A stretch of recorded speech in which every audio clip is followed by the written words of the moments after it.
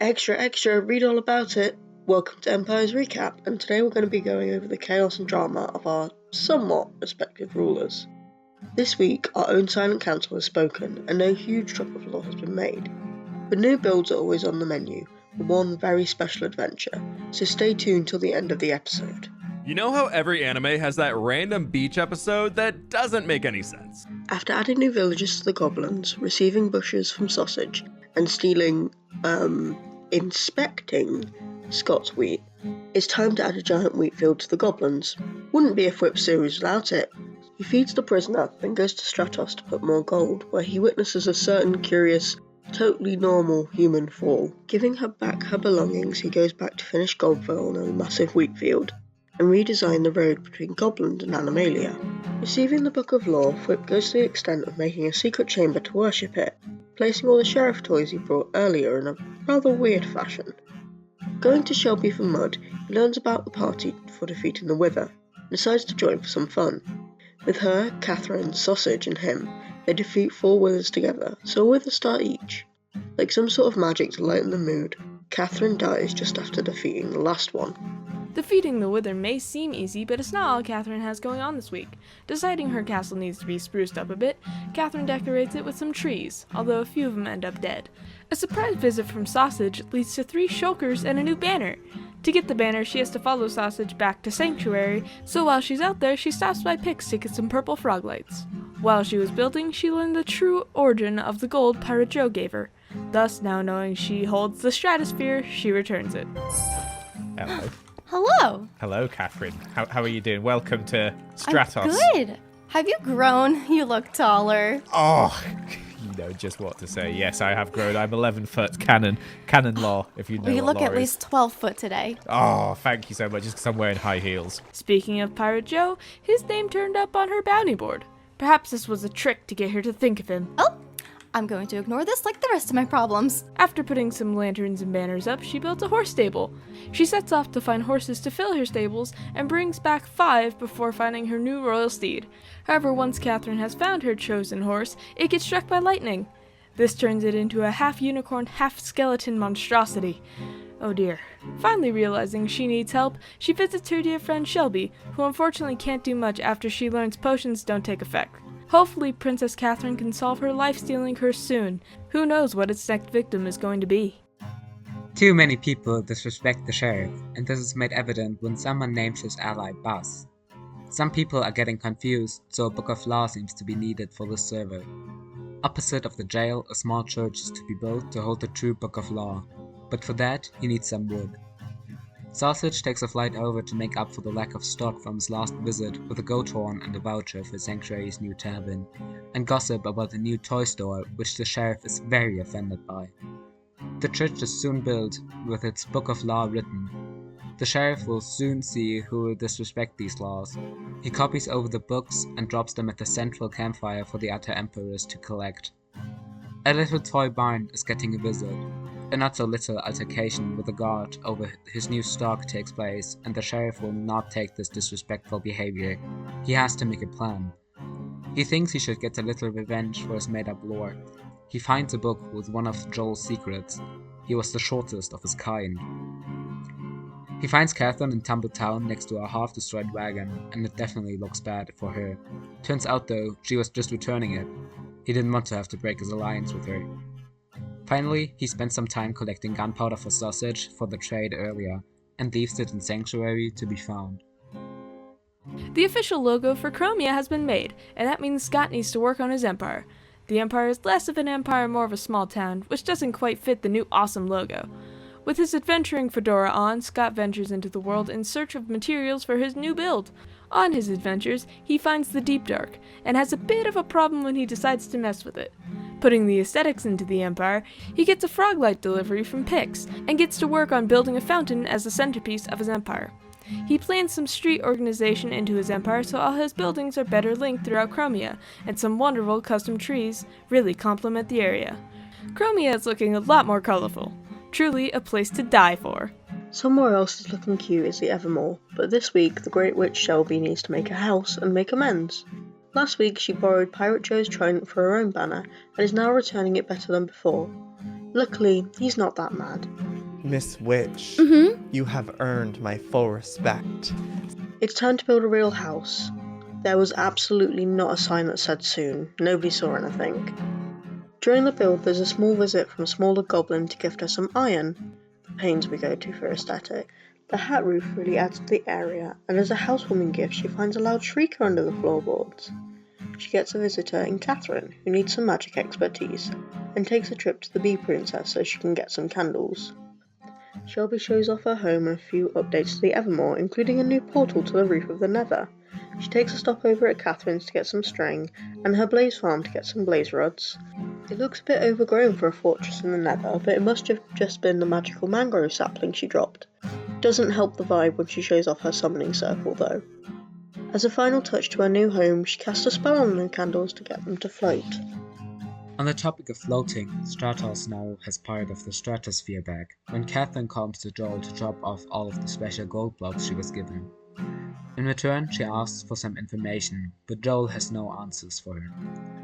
He then goes to Tumbletown to meet with the sheriff, where he is tossed into jail for disrespecting the law, but is able to quickly escape simply by punching out the door with his godly strength, and swears vengeance. Today, guys, the law dies. He then returns to the outskirts of Stratos to build Joel's toy barn, which will house another one of his Empire's exploits. His first product is based on the likeliness of the sheriff, though there's a toy missing from the shelves. Perhaps they're running around in the mesa. Joel then heads to the Great Bridge to decorate a pillar to represent Stratos, though if he keeps up the insults, Editor Joel may also revolt against our strong, tall god. He returns to Stratos to build a tree for the villagers as per their request. While he's creating some greenery, Sausage drops by to inform him that Hermes is temporarily in the care of Auntie Lizzie. Here is to separate out Law Village into two sections. The grind never stops though, as Joel's villagers have requested even more buildings from him, and he gladly complies, constructing 2 new buildings. One of the buildings quickly fills up with occupants, purveying valuable trades of quartz, including some visitors from other empires. Now Jimmy's about to stream, and I'm gonna brew a special potion just for him. Potion in hand, Joel goes to visit the sheriff, splashing him and revealing his true form as a small toy, or so our resident god claims. The other emperors quickly catch wind and come by to see the law's true form, though Joel gives the sheriff an apple of lying to return him to normal height. He returns to Stratos to build a grand set of stairs to Upper Stratos, which is yet to be built. Later, Jimmy comes to visit the toy barn, ordering Joel to cease his disrespect of the law at once. When he refuses, the sheriff attempts to burn the barn down, but only succeeds in escalating their feud. We'll have to see where this one goes. Following the adventures of Stratos' own demigod, today let's forget Mayor Lizzie. It's Auntie Lizzie time. With a leash, fishing rod, she leads Hermes to the new tavern of Critter City, which is decorated with candles from dawn. But when returning home, she got Hermes doing some dangerous redstone. We must nourish the minds of developing children. You little ball of chaos. I am so proud of you! But according to Lizzie, not before visiting a strange man in a cage and adding sea pickles to the tavern. After traveling through different empires with nether travel, Hermes, everything the light touches is ready to be trampled. Come on, let's go! Get my crops! Oh! Go! Hermes! Get my crops! Hermes, run! Run, Hermes! Aha! Unleash the frogs upon this empire! Make more frogs up in this empire! Be free and wreak havoc! with absolutely no problem, it's time for Hermes to go back to his totally average dad. With Hermes' other not-so-tall dad in Sanctuary, it's all about building up the Empire this week. Sausage adds another field to his new windmill, and has a chat with Eddie about some ancient debris to make some tool upgrades. His trip to the Nether is fruitful, and he brings back some ancient debris to Eddie, who asks him some questions about his relationship with the god he has a son with. Sausage goes to the lumber mill and finds Pirate Joe, and while they talk, he accidentally sets Pirate Joe on the warpath to Shelby, after Joey gives him a creeper banner pattern that he already has. That won't end badly. He makes a plan to build up an amazingly large tavern, and Pix comes by with an ally he can use as a general manager. He flies over to Dawn for some food and honeycomb for his new tavern, even though it's not built yet. He trades her some greenery to go in her new greenhouse in return. Weirdly, he hears a song near her tavern, but Gem can't hear a thing. Never never mind. He visits Katherine to trade some shulker boxes for string and books to help decorate his tavern, and he helps her choose a banner for her empire. He soon gets to work on the tavern, and shows off the decor and all the detail. Hermes has come by from Stratos, but Sausage is concerned with Joel making so many enemies. Perfect solution. Let Hermes stay the weekend at his Aunt Lizzie's. Nothing can go wrong with this plan. The tavern isn't open yet, but the name, The Colorful Cauldron, does describe it perfectly. Bruno is a great employee, and Eddie's having a wonderful time at the new tavern. Even legendary warriors like Eddie need downtime. The word of a toy shop has spread to Sanctuary, and Sausage takes a trip to buy some of their stock, the Law. It's a very popular toy, so of course he buys 3 for his family members. But when he visits Jimmy, the sheriff gets rather offended. Shelby comes to the tavern to supply some wacky drinks for the patrons to help with the fun time, and he takes her to meet Eddie before gifting her a magical bomb. On the topic of blowing stuff up, Shelby asks for his help in defeating a foul beast named the Wither. Naturally, he's ecstatic to come and help. On his way to Spawn to meet with the Wither-killing crew, he admires the new addition to the Great Bridge and makes sure to take a glance at the new laws on the server. The Wither hunting party was a success. 4 withers for the 4 people on the hunting team, so everyone can bring home the beacon. He makes an unsuspecting portal entrance to the Nether Roof, which holds a secret. If you take some magic and combine it with the portal, it'll take you somewhere safe from danger. And Sausage, of course, requests from the magic new builds all around for anyone who might have to stay. While Sausage is making secrets, Joey is finding a few secrets of his own. He's once again working on winning his girlfriend's heart. Since pirates love to blow things up, he heads over to Tumbletown to check out the gunpowder supply. He doesn't get all this alliance business, but Jimmy's charged caravan is a blatant safety hazard, so Joey removes all the TNT left out in the open and leaves it out in the open in Glimmergrove. Well, a pirate princess should know how to handle explosives. After pulling together a full set of diamond armor and borrowing Sausage's enchanters, since Joey's was on the Ender Pearl, Joey finally feels ready to follow the treasure map Pixlriffs gave him in the last episode. The map leads him to a chest with a skeleton compass, which leads him to another chest with another map inside. Once your treasure search has 3 steps in it, it's officially a treasure hunt. The last map leads to the Skull Fort, a massive stronghold deep in the heart of the jungle. It's filled to the brim with traps, treasures, and one of Joey's crewmates! He snipes the skeleton guards, this new trident is really handy, thanks Shelby, and digs through their treasure, finding secret entrances to upper floors, hidden chests, and a gun! Near the top, Joey finds a note from Skeletron himself, who says that Joey is to be brought to him alive. Guess sometimes your biggest enemy is also your biggest fan.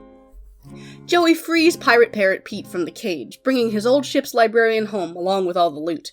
It'll be nice not to have to borrow Sausage's mending villager anymore. He empties his pockets and heads back to the Skull Fort for all the things he couldn't grab. But how many more secrets can this place hold? What does Skeletron want him alive for? And what was that next map he found? Join us next week for more chaos and shenanigans. Thank you for watching, and thanks to everyone for helping out with the project. Check them all out below.